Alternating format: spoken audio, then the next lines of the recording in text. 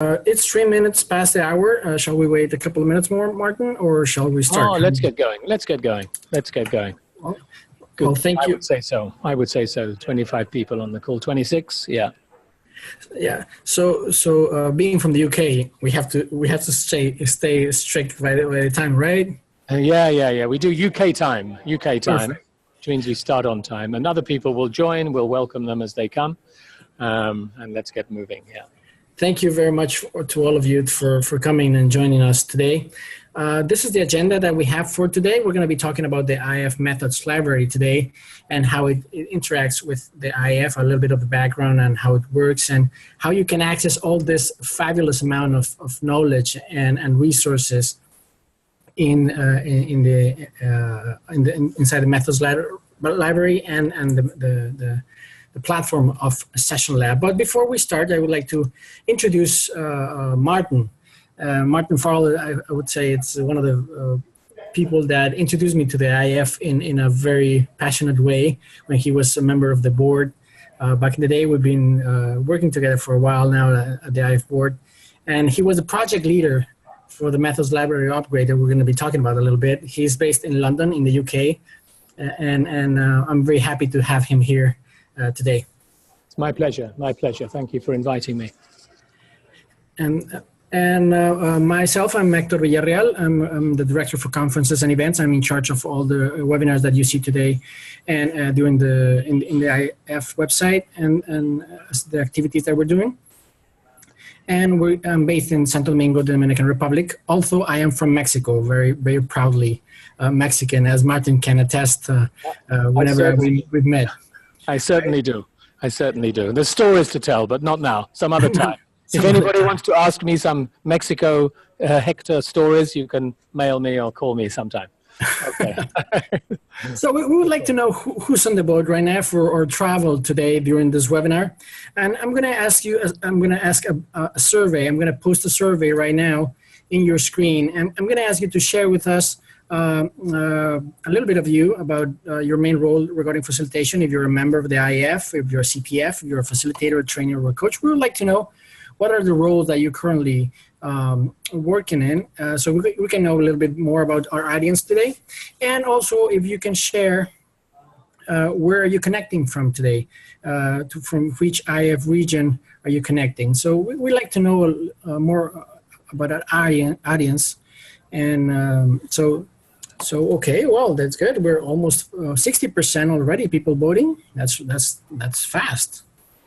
So we'll just let the minute go by so we can know a little bit more. Wow, that's good. Mm-hmm. We have a variety of participants today, Martin. Very good, very good. Actually, we have almost from every corner of the world. Wonderful. Glad to hear it. All but Oceania. And I would say that, well, we can let them go because it's like 3 a.m. in the morning for them right now. Yes, some people it's pretty late. Other people maybe it's early. Yeah. Yeah. So let's see the results of the survey. You can all see it on your screen. We have almost half of our participants today are members of the IAF. We have one CPF, and we have several facilitators and trainers, and coaches as well participating today. And Asia is getting a lot of interest today, Martin. Hey, welcome, Asia. That's very good. Welcome to Asia. So all of you to today to this little webinar. So we know where you're from, and now let's get started. Let's talk a little bit about the background of the methods library. Martin, can you help me out with? Yes, sure. This was an inspiration of a gentleman who sadly died a few years ago, John Jenkins. And he said that there is a community of facilitators who have at their hands, at their fingertips, a rich library of methods. And he said, why don't we try and share that? So this was in 2002. He and his wife, Maureen Jenkins, decided to start this. And they are, of course, IAF members, and they said, we're just going to do this, and we're going to make it available to people for the betterment of the facilitation community and to make the world a better place and so on. So that's what happened. And it grew, and it grew, and it grew into a collection of 585 resources. And it was held, as we're going to see in a moment, on an Excel spreadsheet, quite a complicated Excel spreadsheet. Now, John died, I believe it was, where are we now? I think 5 or 6 years ago. I'm not quite sure, but something like that. And then Maureen, his wife, said, I want to see this. I want to see a future for this, really in honor of my late husband. So she was a very willing partner in the way that we move things forward from then. Shall I say more, or shall we look into some of the challenges that there were with that original database? Yeah, well, there were several challenges. Also the method, the database, I have to say, was very useful. And more than one time, actually, my reason initially to become a member of the IAF, I have to confess, and I've done it several times with many friends of myself, is I joined the IAF because I wanted access to this database. Actually, this database saved my work, my professional life in more than a couple of times, because sometimes I didn't know what to do or how to engage, and the methods database helped me plenty. Also, I have to say there were some challenges, Martin, right? There were very many challenges, because imagine that you have a nice new kitchen and you build your nice new kitchen and you start putting things in the cupboards and you're really happy with it. And then just imagine what happens a year later and 2 years and 5 years later. The cupboards, at least it would be for me, I don't know about everybody listening to this call, gets pretty overloaded. And you started out with a lovely system where everything was, but then everything starts getting in a muddle. So the first problem was the discoverability of really finding something that was going to be helpful. You know, you've got a session coming up in a month's time, you're preparing for it. It became pretty difficult to search because things were put back in the wrong place and they weren't identified in quite the right way. So the usability wasn't really that good. And of course, in 2004, it was cool to do things in Excel. Yeah, that was pretty fine. But 10 years later, this was pretty outdated, and there were many other platforms coming along, and the demands that people were making were much more sophisticated. They had higher expectations, so it started looking pretty ropey, quite honestly. Also, there was a duplication of content. When we started looking at it, we realized that there was duplication. Maybe a few words were different, but essentially it was the same method. But they've been put in twice. There were some things in there which we thought, oh God, that shouldn't really be in there. How did that get there? So the moderation was getting a little bit thin. And also then the engagement started going down. And it was on a reputational front. It was really not a very good badge for IAF. It didn't look good. It didn't look like the IAF of the future. So it was then that the then lead for communications, Julie Larson, said, we really need to do this. And at a board meeting, I put my hand up and said, okay, well, I'll take that on. Little did I realize the magnitude of that task, actually. But that's what happened. As you see on the screen now, we started that in 2015 and really didn't, I have to say, it was an act of faith, really, for those of us who were around the table at that time, about how we could move forward. Shall I tell you a little bit more about, just go through this slide? Just to speak a little bit about that. What would you like to hear? I just wanted to let you know that this was not a process from a couple of days or a couple of months. There was a process that was that really revamped the whole method. Actually, the method, it was called back in the day methods database. But that was that. It was a database. It was not a library that you can, when you have a library, you can access it. That's actually why we rename it a methods library, because you can search, you can access it, right? Correct. So that whole process of design, development, mapping, and content review, it took a lot of time and a lot of effort by all these volunteers, and was an international effort as well. It was indeed. So what happened initially is that we got lucky. That's what happened. Because I was working with Simon Wilson, who was what used to be the vice chair of IAF. He was kind of buddying me and encouraging me, but we didn't really quite know where it was going to go. And then Miyami called me Miyami has been the regional director for Europe, Middle East for a couple of years. But she was at that time part of the team when I was regional director. And she said, oh, there's some people, I really think you should meet them. And they're running a thing called Trained On, which then became known as SessionLab. So she said, oh, okay, I'll call them up. And I spoke with them. And after about 2 minutes, I thought, this is perfect. What they need and what we need absolutely match. So I remember the moment thinking, this is the way forward. So it was a moment of chance. If she hadn't introduced them, I don't know where we would have gone with this. She introduced us. I then met them. I went to Sweden. When I went to the Sweden IAF conference, met them because one of them is based in Sweden. One of the founders is based in Hungary. And I thought, these are guys we want to work with. I trust them. I like them. They're young guys. They understand what we don't understand, what I don't understand, which is how to build something like this. So that's where the relationship started at the end of 2015. And we have to say, what SessionLab provided, it was a platform to host in a new way the whole methods library. So there was work in both sides. In the technical side, because SessionLab is a session planning tool, but it's also a platform to host hundreds of methods. And the other is the methods library that was reviewed by this international team, and it's continually evolving. I mean, we have new methods, new activities, new exercises all the time coming into the platform and being reviewed. So it's important that we understand these two things, because the methods library is inside the SessionLab. It's a part of SessionLab and of the session planning tool that you can use, right? You can use the session planning tool with the methods library, and we're going to see that in just a bit, so you can know how to work and actually being implemented. And all the methods were divided in 7 categories, right, Martin? Correct. Because we realized pretty early on we had to do 2 things. The first was to make sure that every single method in there was clearly expressed and credible, and indeed not duplicated.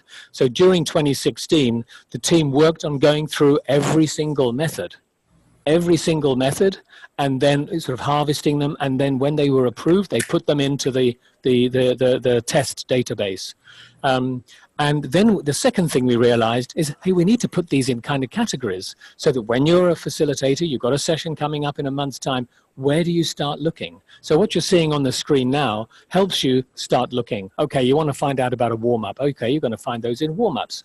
If you're going to think, well, this is a group that really needs to make some decisions, look in the making decisions. So that's one way in which you can go in. Like you would in a book, you just look through the chapters. So those 2 things we did. But the first, and it took a year and more to go through every single database. And there were some particular individuals on the list that you saw who really took the lion's share of that. You know, and this is a lot of work. That took a lot of time. These were volunteers. I was a volunteer, and people put a lot of time into this to make this what it is today. So I want to address, and we're investing time on this, because this is not a copy-paste set of activities brought out from someone that just Googled, hey, activity methods, and just put it in a new database. This is really a curated library of methods that have been proven by facilitators throughout the world. Correct. So they were all started out as being put in by facilitators. They've now been checked by CPF facilitators saying, yep, this makes sense. Well, it makes sense. It's good English. And also this is something that's credible and will be used. I should say, having been through all of them, and then it was launched at the Europe, Middle East, North Africa conference in October 20, where are we now? 18, 17. That's when we went live. And at that point, we then said, we're going to go through all of these again. So there were 2 or 3 volunteers from that list who you saw said, yeah, we're going to go through all of these again to make sure that they are straightened out. It was a bit like, you know, we'd ironed the shirt, and you'd ironed the shirt and it was good enough. But you thought, hey, we want this to look really good now. So now we're going to iron this shirt again. We're going to go through and make sure they're all really, really good. Yeah, go ahead. And as you can see, it's not only a thing of information.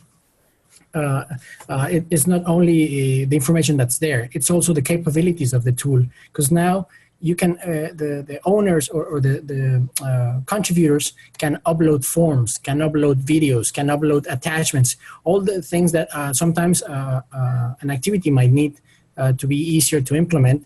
It's there. As you can see, you can upload once you're creating a method.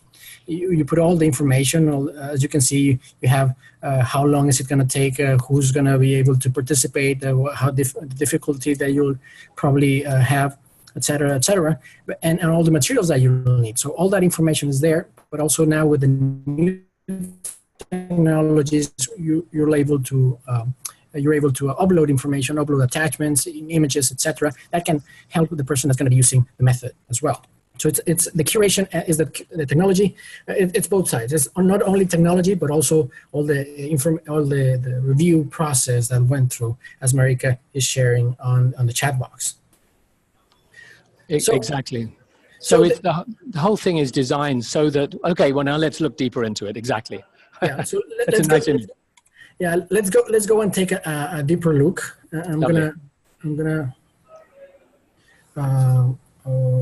Okay, I'm gonna be starting to share my screen so you can look at.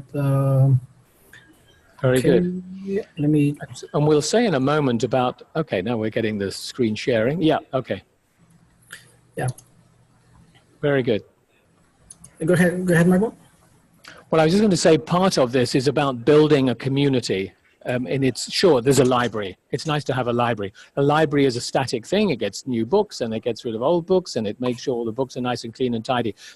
So that's good. That's what you're seeing on the screen now. This is also a way of building the international community of facilitators, because it's we as facilitators who are working with each other to feed each other, to nourish each other, to give each other ideas. So there's another level behind this, as well as what you see on the screen now. It's the way that this can build and enhance and enrich that community by people contributing and indeed commenting on other people's contributions and their methods and so on. So that's a pretty exciting part of this. That's correct. So as you can see, here are different methods. We have it says, hey Hector, but you said it was almost 500. Yeah, well, we have 50 methods. Right now, I'm not logged in. This is just the front end of SessionLab, the IAF inside the IAF methods database. So if you want access to all of them, you have to log in with your IAF membership. So you basically log in using the same method that you log in in the IAF website, and you will be able to have access to all the process. Also, if you have your free account, you will be able to access only those limited ones as well. I mean, it's not that you cannot access it; you will be able to access them as well, but you will have access to the full database. So I'm gonna, as you can see, I just logged in with my account. So now I'm inside my account. I'm going to go back to the library so you can see it. And we're going to be moving from one place to the other so you know where is everything. So just before you do that, Hector, I'm seeing a couple of messages saying the example is very blurry. The images are not clear. So I don't know if that's still the case or if we can do anything about that. But maybe using less images might help. If someone's got a problem with seeing, maybe just move slower. Okay, it's clear now. Help them see them. Oh, it's clear now. Yeah. Okay. So the PowerPoint was the one that was not clear. Yeah. Okay. Just taking care of participants here. That's what we're doing. Yeah. Okay. Perfect. Thank you. Thank you, Simona. So, for example, let's say that we want to go through warm-ups. So I'm going to click on warm-ups, and you're going to see that it found 124 methods, and we have all the information here. So let's see which one would be interesting to look at. Let's take let's ask someone. Let's someone put something in the chat box. Yeah, which one do you want us to check out? What should we look at? Anybody? Just say what you see on the screen. And if we don't get anything in half a minute, we'll just choose one. Creative consultants. What? What did I say? Gratitude wall. Gratitude wall. The one I see the gratitude wall. Okay, let's go into there. See what that shows us. There it is on the right side. Okay. Well, it's the right side on my screen. I don't know where it is in yours. Yeah. Yeah. Okay. So as you'll see, in every method, you'll have the title, who contributed to it, number of participants, what is the goal of a little description, and actually you can use it into your practice, or you can actually add to your favorites. And it asks, well, what are the materials are you going to need? The instructions, before, during, after. These instructions will vary depending on the method and the activity, right? So and also if anybody has done any comments as well here, right? And if anyone is, we have any information of where the method comes from, right? So as you can see, all the information is here. There are some that are much more detailed depending on the process, on the complexity of the activity, and there are others that are much more complex, that have a lot of preparation that you need to do in order for the method to work. So, and as you can see, you can have all of this. Some of them have attachments, right? Right. As you can see, some of them have attachment that you would download and use as well. For example, this is Hive. This is a more complex activity, right? Normally conversations are normally more complex, don't you think, Martin? Yeah. Conversations get very tricky. That's the whole problem. Yeah. If they were simple, there wouldn't be any facilitators. Everybody would just have nice group conversations, come to a decision, be reasonable and understanding, keep to the topic. Yeah, but that doesn't happen. That's why we get hired as facilitators. So there you go. So let's say that I want to use the good friend conversation into my practice. I look for it to say, oh, this looks good. I can use it. This is for analysis. So I'm gonna add it. So I click on the use button, right? You saw that I clicked on the use button, and it's gonna ask me, okay, in which of my designs shall I use it? So I have different sessions that I have already designed here. Right, so I'm going to add it. I'm going to add it to my untitled session. That's normally one that I have, that it's almost always empty, that I use for planning sessions or the like. So I'm going to click here and I'm going to add it to my untitled session. So, oh, but nothing happened. Don't worry, it's there. It did happen. Yeah, we just don't see it yet. Yeah, so I'm going to go into my home, right? And I'm going to have all my sessions that I have already planned there, right? So I'm going to open the untitled session. And this is the planning tool that we were talking about, that SessionLab is. SessionLab is the platform for the database, but it's also a platform for planning your session. Actually, it's a planner, a session planner. I would say, I mean, it's a very practical tool. And when you're working with people from all over from far away, it's very easy to work with this exercise, with this tool. So you'll see that I have several things that I've already put on my plan, on my session plan, and I have the gratitude wall on the right side, right? This is the one that I wanted to use here, right? So I'm gonna add it to the very start. What do you think? It's going to be my good idea. My icebreaker, and I just drag it, and it's there. And as you can see, the good thing about SessionLab is that the information about the time, it adds up, and it adds up all the information. Now I know that my design it's going to take 2 hours and 30 minutes to go through. Yeah. Okay. Well, so hopefully. So I have a suggestion here, Hector. If we're going to move to the session, the design tool, let's do that. But there may be more questions on the library as well. So now we've seen how the gratitude wall goes in there. Maybe we go back. Maybe we could search. Here's a suggestion for you to pick up if you wish. We search on one of the others that people wanted: Human Map, Creative Consultants, just to see if we can imagine someone says, oh, I heard there was a method called Human Map. What's that? So let's see if we can find it.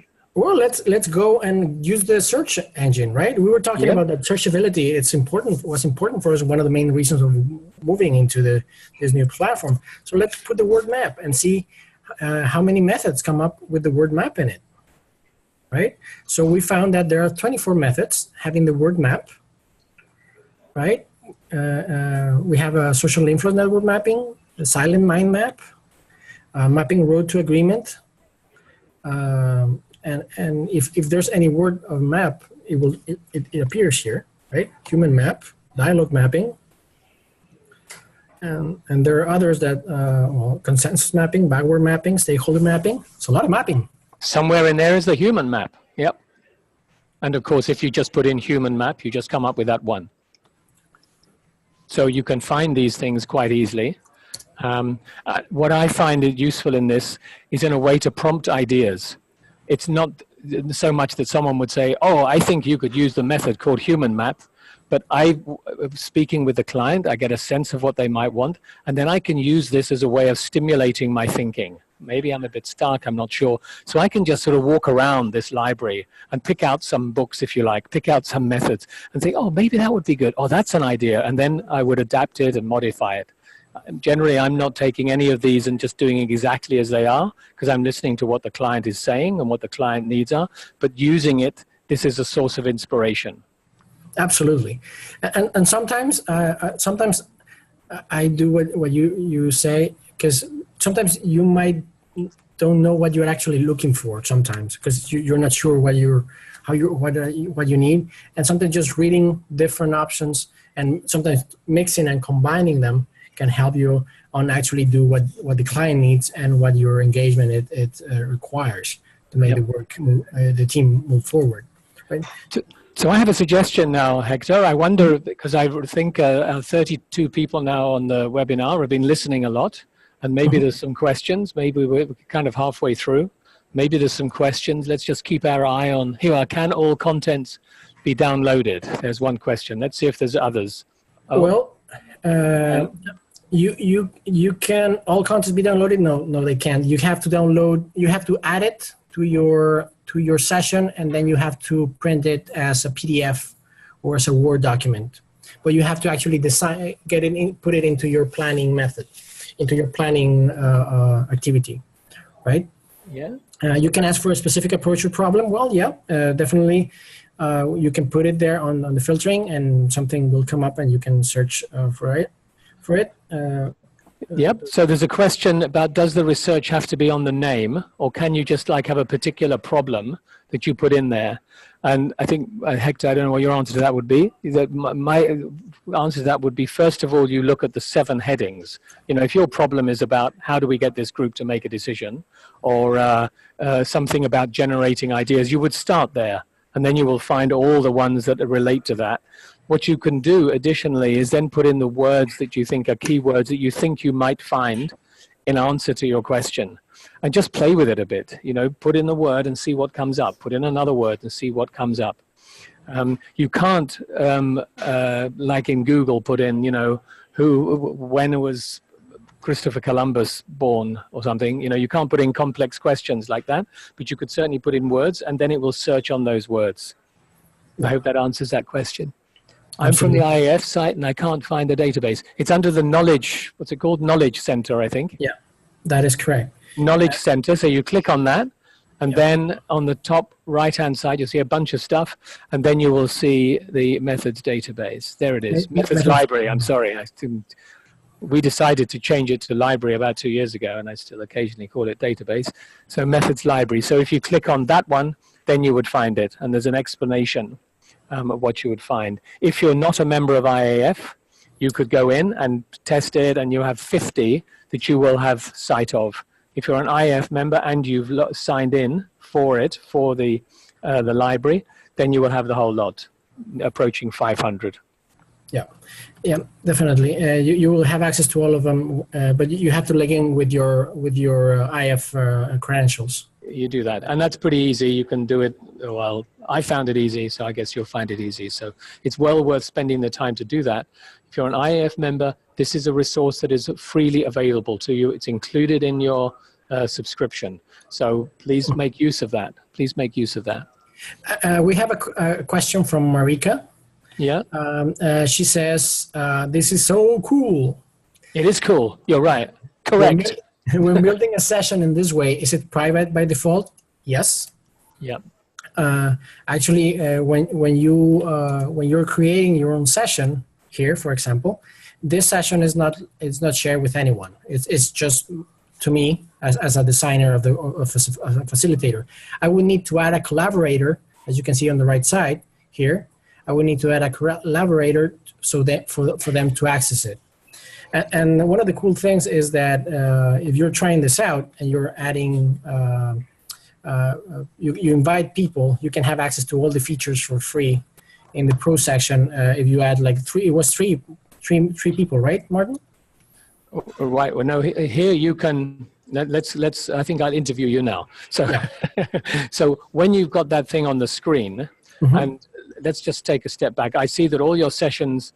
You've got a session of 10 minutes, 10 minutes, 60, 60, 70. Just show us how you can increase the time of each session. Okay, good. Just put that on the screen. Let's say you want your gratitude wall not to be 10 minutes, but to be 20 minutes. What do you do? I'll just click on the... It becomes 20 minutes. Cool. And then what happens to the time? The whole time of the session gets longer. So it automatically changes the other times. That's the first thing. Imagine that you want to make it more colorful and you've got some sessions. So this green means, what does green mean in your session? And it's an exercise. So you can modify these. What you see there now on the screen, the green, the blue, and so on. Hector's put those in. He can put, there are some default ones, but you can also put in your own. So the ones that I have in my SessionLab design tool are different from Hector's because my needs are different from his. But this is something that it's very neat because it shows you the different types of session. Is this a pause? Is this a developmental, generating ideas? Is this a decision time? Is this opening or closing? You can put colors to those, which really helps with the presentation of it when you come to circulate it to people. Yeah. So let's some other things. What's the box? What's the column on the right-hand side, Hector? Okay. Which are currently blank. What's that for? Well, the thing is, here you can see all the details. So here is the summary of the whole event, right? And on the right side, if I want to see the specific instruction of the gratitude wall, I just click here on the three little dots, and on the right side, the column of the whole instructions of the activity show up, right? Exactly. So I want to change some here. I can start editing directly. I want to do. Let's change this. I'm going to change this, right? And because I want to do something different, and just type it in, and I can exchange it with my colleagues overseas, so we can agree on how we're going to go through the process. Or for example, we facilitators, we love to have our questions really nailed down, right? We need questions to be perfectly crafted. So we make sure that we have it here and we write it down so we can use it afterwards when we're ready to go with the team or with the group, right? So let me pick up on that point, if I may, Hector. And there's a question saying, IAF membership, does it give access to the entire library and also the SessionLab planning tool? And the answer to that question is yes and no. So yes, it gives you entire access to the whole library. So there are all the methods that have been generated through IAF that came from the original database, plus indeed others, because the SessionLab people have also generated their own, which they've proved, and they are also in there. When you go in, you'll see that some are badged IAF and some are not badged. They may be badged something else or not badged anything at all, but you have access to all of those. You also have access to this planning tool, design tool that you're seeing on screen. But there's an important point to make here, which is that an IAF member, you get free access to this for you to use, but you can't share it. So Hector, you're talking about sharing. I guess you've upgraded to Pro.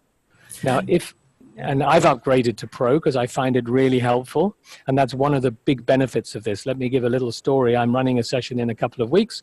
I had a conversation with the client today. I'd already invited her to SessionLab. I'd invited her as a collaborator on this particular session, and she was thrilled when I was changing it on screen and she could see it changing. She said, oh, this is really good, this is really good. And so I can do that because I'm a Pro user, and I'll tell you about the cost of that in a moment. So I hope that answers your question about what your IAF membership gives you. Yeah, the free version of SessionLab only allows you to have 10 sessions designed at one time, and it doesn't allow you to add collaborators to your session, right? So you have basic capabilities, yes.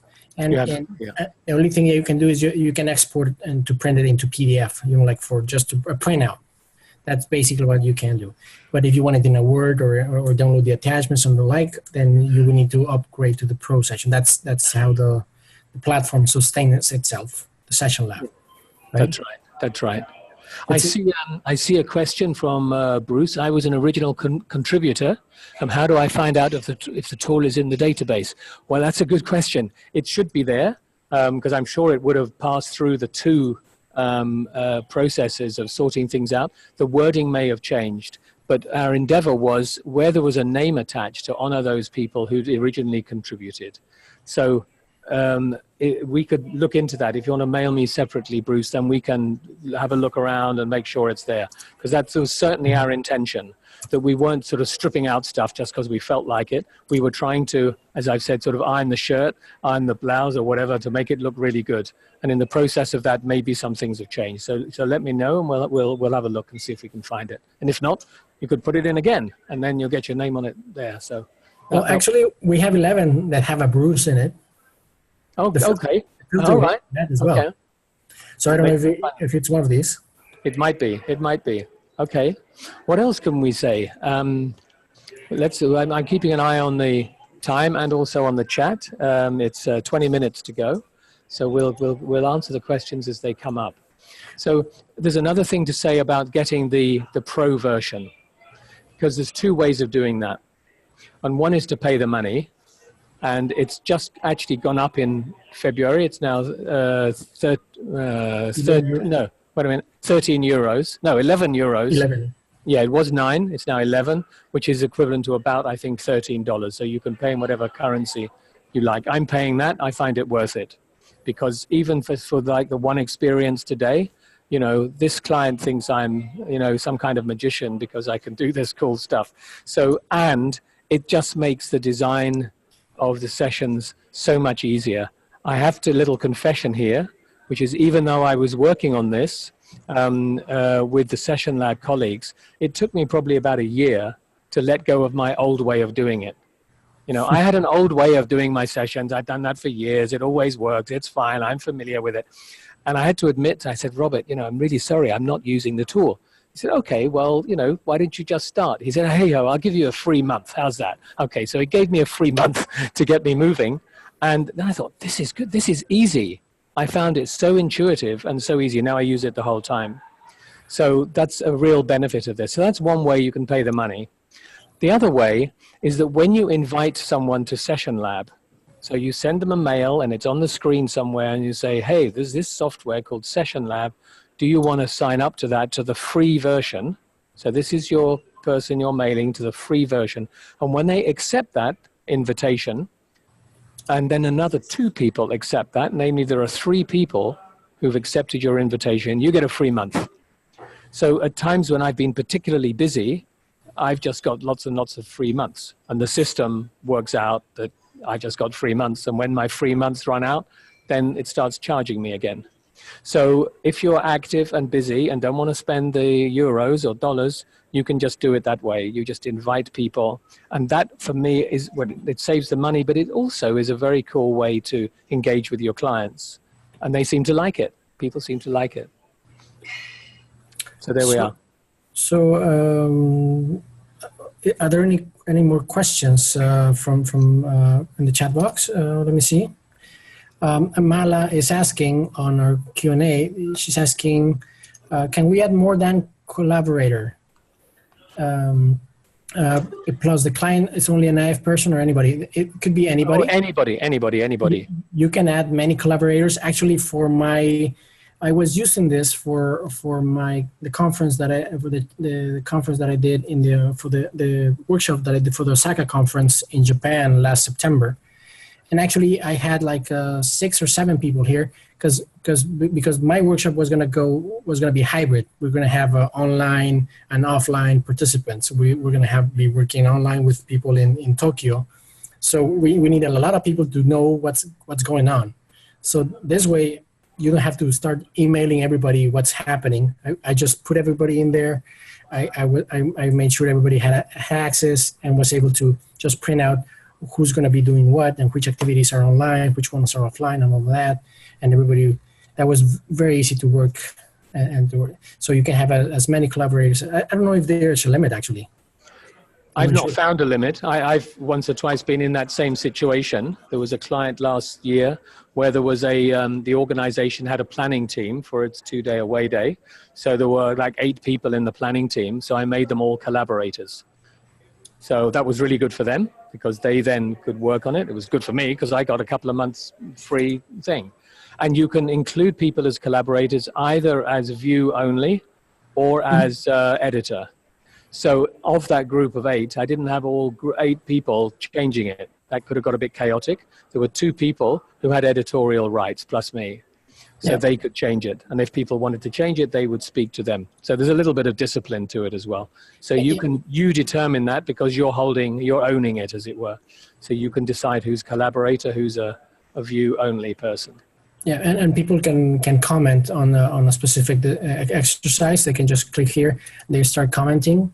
So they can they don't change the whole thing. They only make a comment. So you can take it into account into the design afterwards. So people won't mess up what you painfully did for the last couple of hours. Yeah, you don't want to do that. You don't want to do that. I had that once when someone came in and then they mailed me, "Oh, I'm sorry, I think I messed it up. I deleted everything." But it wasn't a problem. And at that point, we didn't get undeleted. I think they've probably changed that. I mailed Robert, said someone just deleted something. Do I need to recreate it? So we did recreate it. It was very simple. But I think they might have fixed that thing in case someone inadvertently deletes something. Yeah. Okay. What should we do next? Just a couple of the new features that SessionLab can help you out. If you want to compare, for example, different workshops, you can, for example, I'm going to do that, and you can compare what they call it multi-plan view. So you can compare one design to another session design to another session design, so you can see side by side what are the difference between the sessions that you're designing, and that can help you out plenty. For example, this is what I was sharing with you guys, the 3-hour session that I designed for the SACA conference. They have all the different activities and all the different timing for all of that, and it's really, I would say it's for me it's just so much fun. It is fun. That's the first thing I noticed when I eventually started using it. And I thought, oh, hey, this is fun. Oh, look, I just changed the time of the session. Look, it adds up to the different time at the bottom, and it's really good. It is Philip. F-I-L-I-P, guy in Stockholm, his PhD was, I don't know the exact term, but it was like in, human computer interface, that kind of thing, and usability. So that's what he brought to it. So he's doing all the back end of this stuff. And so he brought all of that skill into it to make it look nice, to make it easy to use. And he knows what he's doing. And Robert is more the kind of the business guy, and he's the one that we had most contact with. But together they're the 2 founders. It actually their background, maybe interesting to say, came out of the student movement. They were 2 members of a group saying, look, we're doing lots of training sessions. Why don't we try to develop a tool? So there was a story then before IAF got involved of some years of them slowly developing a tool. Then they went through one of these, incubator schemes, and it ended up being the 2 of them who sort of survived that course and then are now working with IAF, and there's a contract and so on, a proper contract with them over so many years. Yeah. So I think we've gone through all that we had planned today, because this was an introduction to SessionLab and the IAF methods library. There's another question. Another question. Oh, yes, go ahead. Why does all methods have different categories than IAF methods? Why does all, if I understand, yeah. Go on. Go ahead. Well, the thing is, the methods that are not part of the IAF library, we cannot endorse those because we haven't curated them. That's SessionLab that have done that, or their other participants, right? That's right. So the ones that have got the IAF logo on are the ones that have come through the IAF system, have been endorsed, looked at, approved, and so on. Then there are others. I'm not saying, not making any comment on them. I'm sure they're very good, but they haven't been through the IAF mill, if you like, of people looking at them and making sure they're good. But they're absolutely worth looking at. So on the screen now, you see the IAF logo on most of them, but not all. Yeah. Yeah. There's one other point that we might mention in terms of the design tool, which is that you can do it over multiple days. Yes. Up until a couple of years ago, or maybe last year, you could only do one day. So for the thing that I did last year with the group of 8 people in the away day team, that was 2 days. So we could have one thing, but 2 days. So you could divide the 2 days, and clearly that's a big advantage. So I think you can go any number of days, but you can certainly do 2, 3, 4. That's right. And they're all the time adding functionality to this. You know, they're very responsive as they get feedback and things they want to update and improve. Then they will respond, as they did with that thing about the 2 days. Another little detail, you can, at the beginning where you see the time, it says setting the room, and it says 000. You can lock the time. So the session I'm doing in a couple of weeks, we're going to start at 10:45. We're going to get people there at 10:30. And I lock the time as 10:30 for arrival and 10:45 to start. So I lock the time. So then everything else follows on from that time. Well, we actually changed it. We changed it this morning, so I could just at one click just change it. I think from 11:15 to 10:45. It's on a Saturday, so people want a late start. So just a reminder: when you log in. When you're logging into SessionLab, make sure that you click on the logo or the IAF logo so you can log in with your IAF credentials, right? And you can have access to the whole database of the IAF library and the SessionLab library as well. So, but you have to click here, that little logo. That's a good one. Do it with that. So I think there's more questions. Let's see. I think I'm trying to see there's no more in the chat box. Are there any other? So maybe we're done. Yeah, I think we're done. I just wanted to a quick update. Just make sure that if you have any feedback or any information that you would like us to share after that, make sure you contact us via the IAF website or the IAF office, office@iaf-world.org. That's our email, right? And just wanted to remind you of our next events coming up on Europe, Asia, and Africa. Our regional conference is happening in Milan, Italy, Kuala Lumpur in September, in Malaysia, and in Lome, Togo, the Africa conference in October. So you're all invited. We'll hope to see you there very, very soon. Simona is asking, will the presentation resources links after the webinar? All of this will be posted on the IAF website for all of you to access. You will be able to see it each over and over again, without any issue. So very good. Probably time to finish. Yeah, we would like to. Well, thank you, Martin, for coming in, for spending a little bit of time with us. It was great seeing you again. My pleasure. My pleasure. Good to work with you. And thank you all to all of you for coming in and spending a little bit of time with us learning about the IAF methods library. And we have a question. Can you share the deck, please? The deck we're gonna put it on the IAF website then as well. Yeah. Okay. So the answer is yes. Very good. I wish everybody a good night or a good morning or a good evening or I don't know, whatever it is, wherever you are in Asia or Africa. Good to see so many people from Africa. Wish you a good time wherever you're doing and success with all your endeavors. Have a great week, you all. Okay. Take care. You too. Bye-bye. Bye-bye. Bye-bye.